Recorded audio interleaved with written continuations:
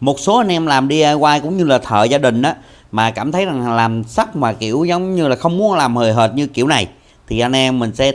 theo chân anh em thợ hướng dẫn cho chúng ta cách làm sao để cắt được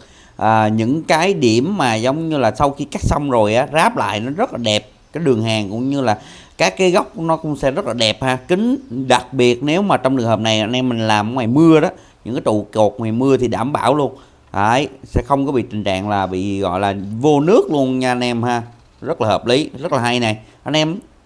tham khảo thôi.